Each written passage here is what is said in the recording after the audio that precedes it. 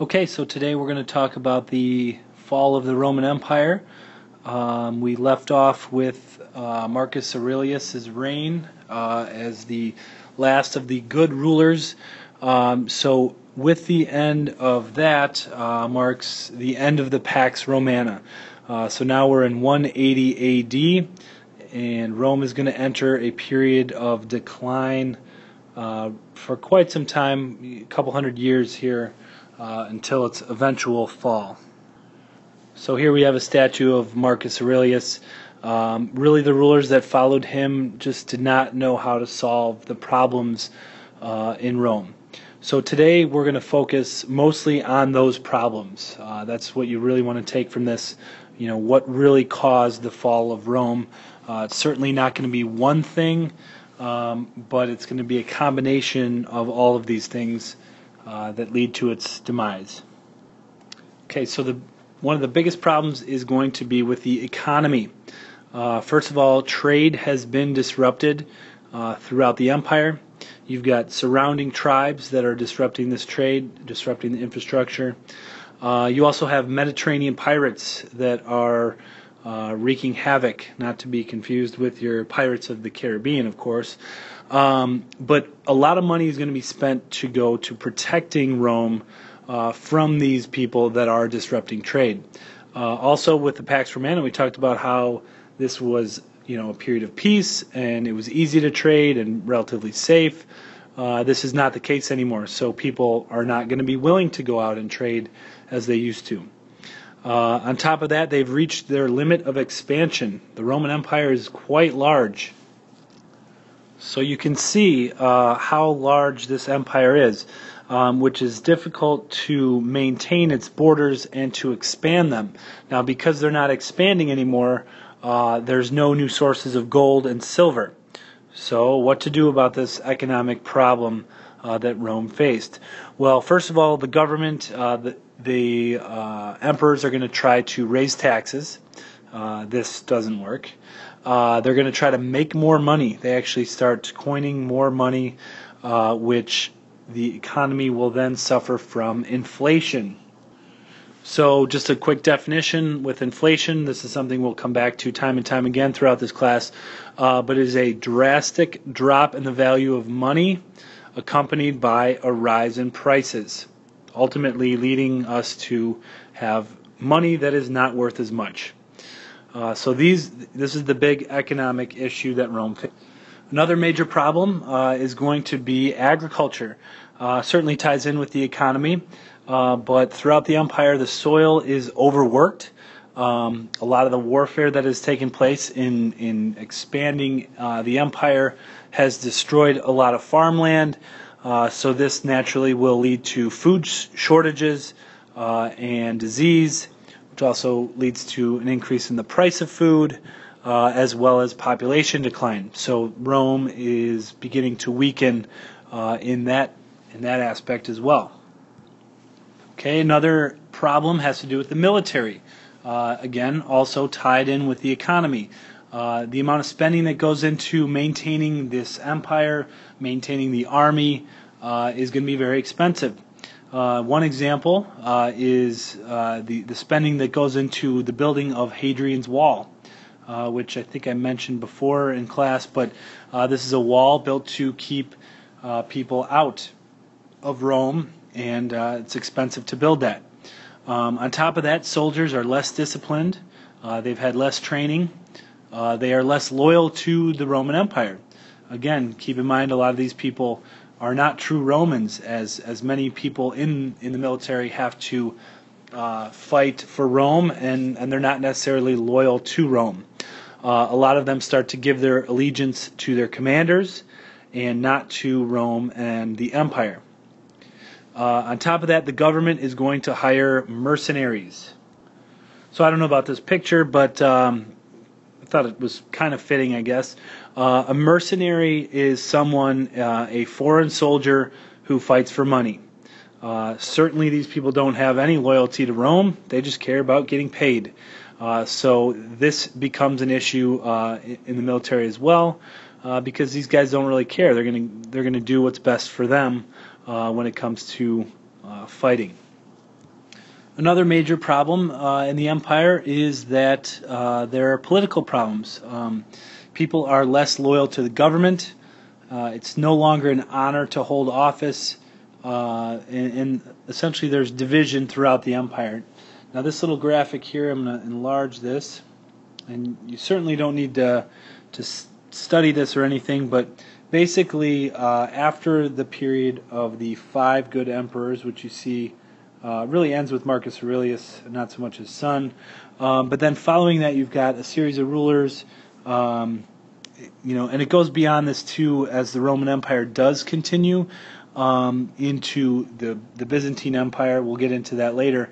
But basically you've got these emperors that had a lot of corruption within the government, and there's a period of 100 years in there somewhere where of the 37 rulers in a 100-year period, which obviously is not very stable in and of itself, but of those 37 rulers, 25 of them are assassinated. So clearly you have political tension, political rivalries, political issues that are dividing the empire. On top of that, the military is interfering in politics as well. Again, this is the case, partly because the military is having all these problems, and the government needs to get involved with that. Okay, there are also social problems throughout Rome. Basically, you've got this major difference between the wealthy and the poor in Rome. And if you looked at the city of Rome, you're going to deal with a lot of urban decay. You've got a lot of crime. Prostitution is rampant in Rome. So morals and values are on the decline. Public health is an issue in Rome as well. So very high unemployment. So you definitely have these social problems that are causing even more tension in the empire. Okay, and lastly we have the rise of Christianity. Now, certainly we wouldn't think of this as a problem, but it is a tough issue for the Romans to deal with. The fact that they have something that is threatening their power, and ultimately it's the reaction of the emperors and the Roman officials that really make this a problem for the Roman Empire. How they respond to it simply is going to bring out the worst in people. So as I mentioned in class today, you've got persecution of many Christians, and this is also another social issue in that many people are persecuted for their beliefs. Okay, so I've highlighted some of the problems that Rome faces, and we're going to take a look at what 2 people have to do about it, Diocletian and Constantine. So first of all, here we have Diocletian, and basically he is going to come in, try to rule with an iron fist, limit personal freedoms of the people, but at the same time he's going to double the size of his army. He's going to try to control inflation by setting fixed prices for goods, basically saying you can't raise prices. He also tries to restore the prestige of being in office. He tries to do this by creating elaborate ceremonies and celebrating and this sort of thing. Ultimately, these aren't really going to work. But one of the big things that he does, and this is his most important reform, is that he divided the empire into an Eastern and Western empire. So he took the East as co-ruler, and the capital would have been Byzantium, okay, right here, and the emperor in the West would continue to operate in Rome, and they continued to work, and this was the way in which they were going to try to address the size of the empire and control it that way. Now, ultimately, the East is going to emerge as the wealthier. It's going to be better for trade, and the West is going to start to fall. Okay, so eventually what's going to happen here then is this guy Constantine is going to emerge. During war, Constantine, prior to the war, had a vision of Christ, and then he instructed his soldiers to put a cross on all of their shields. So the war breaks out. they fight, and Constantine wins. So Constantine attributes that to Jesus Christ being on his side and his soldiers' side. So this is where a major shift in the idea of Christianity is going to take place in the Roman Empire. But on top of that, he's going to take control of the West in 312, the Eastern Roman Empire in 324. So it actually goes back to a single Rome once again. However, he is going to move the capital from Byzantium, really, he's going to move it from Rome and make it Byzantium. But then on top of that, he changes the name of it to Constantinople. And this, of course, is present-day Istanbul. But by moving the capital here, continues this idea of the Eastern Roman Empire being successful while the West continues to fall. Okay, so what's going to happen here is you're seeing a lot of invasions with these colorful lines here. And these are Germanic tribes. They're pushing into Roman territories. And part of the reason that they are pushing in from this Germanic land is because of the Huns. The Huns have moved in and have been pushing those Germanic tribes further into the Roman Empire. So they're essentially fleeing, but at the same time they're invading Rome. So eventually what happens, you've got Vandals moving through Gaul, Spain, and North Africa, but eventually you have this group known as the Visigoths that are going to capture Rome and take it over officially in 476. That's really going to be the end of the empire.